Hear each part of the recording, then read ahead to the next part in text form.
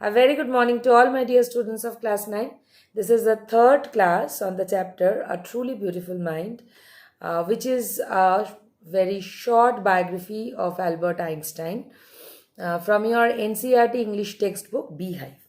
So far, students, in the previous two classes, we got to know about Einstein's childhood, early childhood, his days at school, his idea about the teaching procedure system that had been prevalent in his times in school, and how he opposed the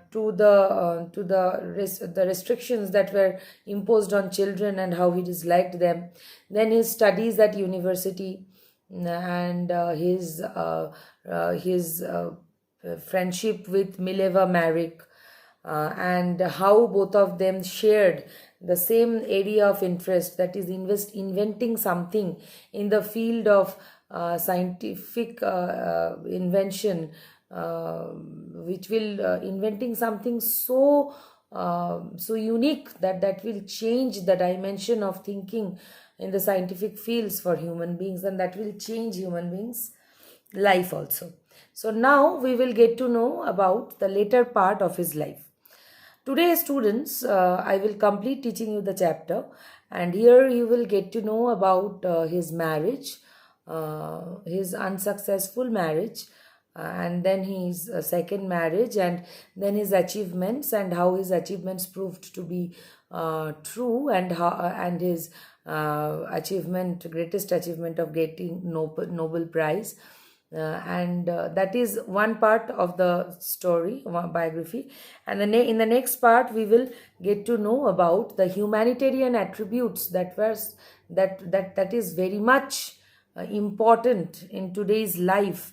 That being a scientist, being the greatest scientist ever, he is known for having a truly beautiful mind.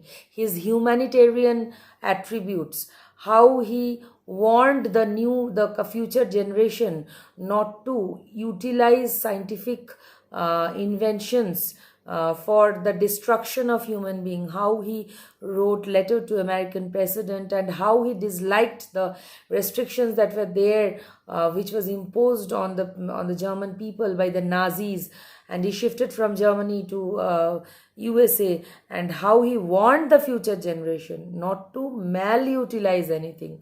Okay.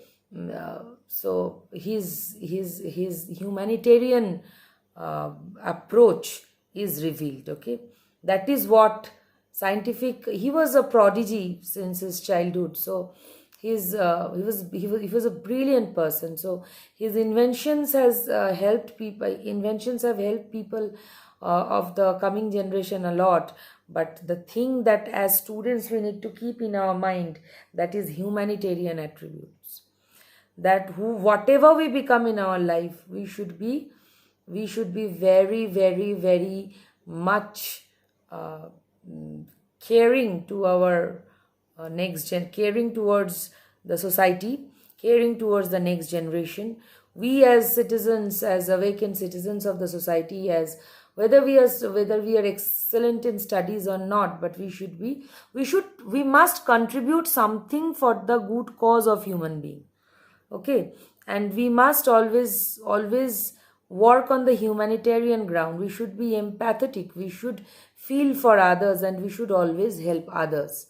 So we should be always careful that whatever we do, that must not harm anybody, neither any human being nor any animal on earth. We should not cause any harm to the nature society also. That is the thing that we have to keep in mind. So I'm reading from page number 49. You just follow. While Einstein was solving the most difficult problems in physics, his private life was unrevealing. Albert had wanted to marry Mileva right after finishing his studies, but his mother was against it. He thought Mileva, who was 3 years older than her son, was too old for him, and she was also bothered by Mileva's intelligence. "She is a book like you." So Einstein's mother never liked Einstein's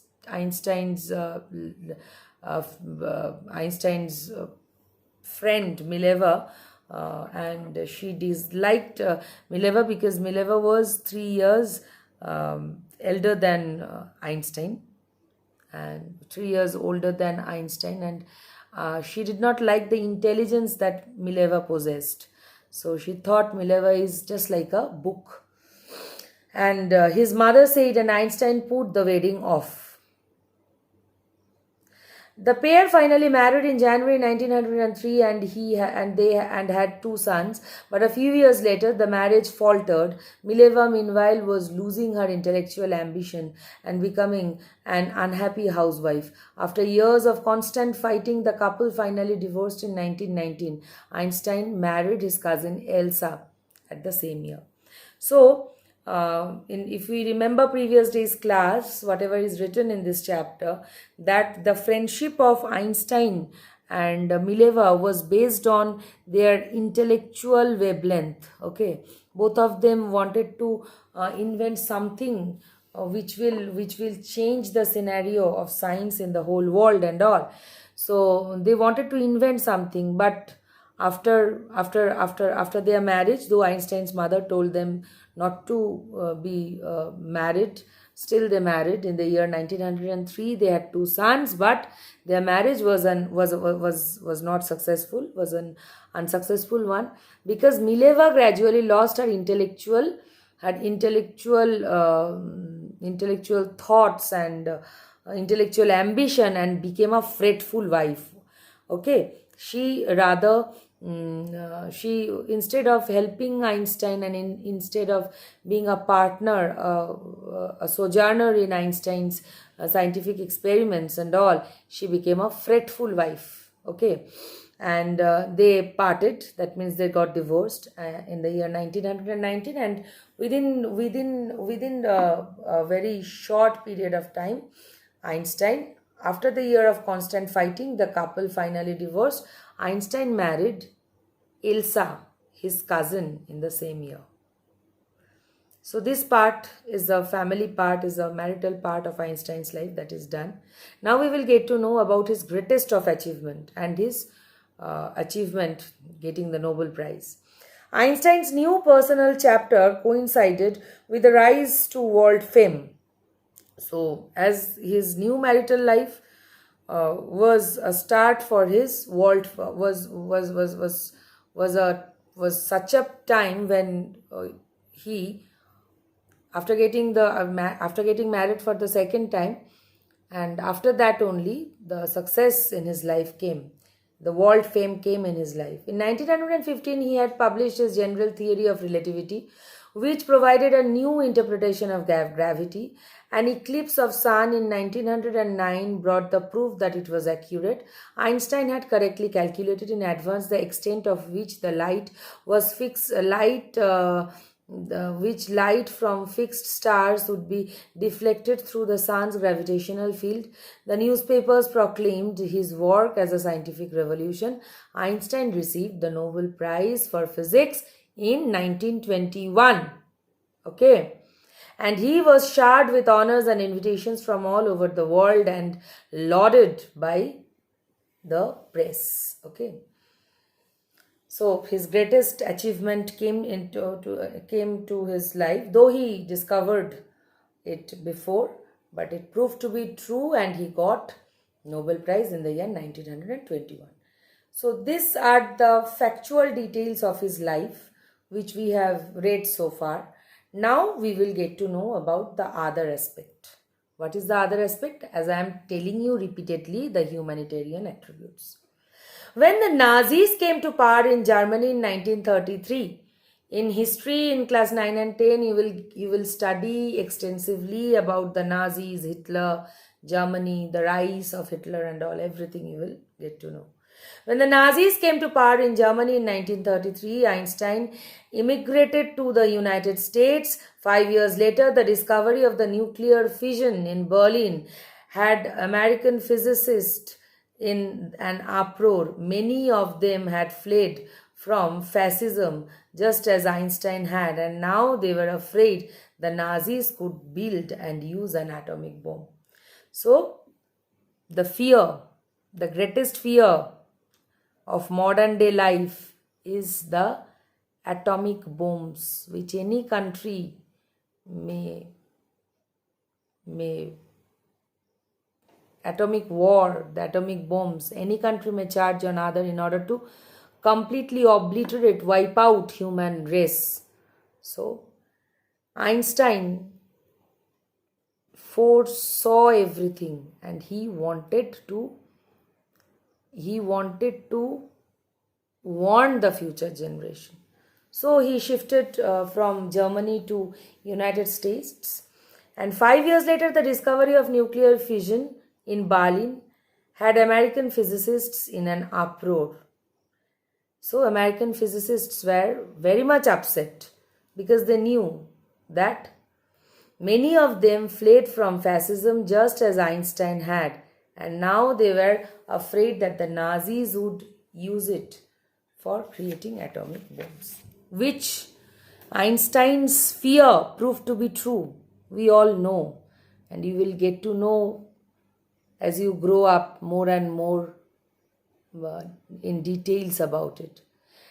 At the urging of a colleague, Einstein wrote a letter to American President Franklin D. Roosevelt on August 2nd, 1939, in which he warned a single bomb of this type exploded in a port might very well destroy the whole port together with some of the surrounding territory. It's so dangerous. If it is exploded in any port, it will destroy everything, including the adjacent territories. So Einstein's fellow scientists told him to write it to American President Roosevelt in the year 1939. His words did not fail to have an effect. The Americans developed the atomic bomb in secret project of their own and dropped it on Japanese cities of Hiroshima and Nagasaki in August 1945. So, the warmongers, the greatest warmonger in today's world also, the capitalists, those who want to get hold on the rest of the world by using atomic bomb. So America itself secretively made those atomic bombs and charged it on Japan in the year 1945.